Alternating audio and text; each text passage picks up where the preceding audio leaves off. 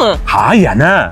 O'rtoqlar, Xitoyda ham narxlar yana qaytdi. Hamma ish do'konlarda kundalik hayotingizda eng kerak bo'lgan ko'plab texnikalar yana ham arzon narxlarda sotuvga chiqargan. 2.628.000 sotilgan Artel'li qiruvchali televizori aksiyada 2.170.000 bo'lar ekan. 1.739.000 sotilgan 32 talik Mytesh televizori bo'lsa 1.43.000 bo'lar ekan. 4.286.000 sotilgan mana shu Artel xolodilnik 2.572.000 bo'lar ekan. 13 millionlik katta LG xolodilnikka 7.803.000 ga tushar ekan. 9.855.000 sotilgan 9 kiloli LG kir mashina endi 5.913.000 ga tushar ekan. Bunisi 10 kiloli Premier kir mashina 5.791.000 sotilgan ekan. Endi 3.475.000 bo'lar ekan. Zo'r-a? Xolasaling har xil polavtonat kir mashinalar ham bor ekan. 12 talik Artel konditsionerlar 5.405.000 sotilgan. Endi bo'lsa 3.243.000 bo'lar ekan. 4.450.000 sotilgan Ferri gaz plitasi bo'lsa 2.670.000 ga tushar ekan. Bu aksiya faqat 3 kun 29, 30, 31 yanvar kunlari bo'lar ekan. Pasportingizni o'zini oling, o'zingizga eng yaqin bo'lgan ishonch do'konlariga qarab yuboring. Aytgancha qarindoshlar gruppasiga tashlash esdan chiqmasin.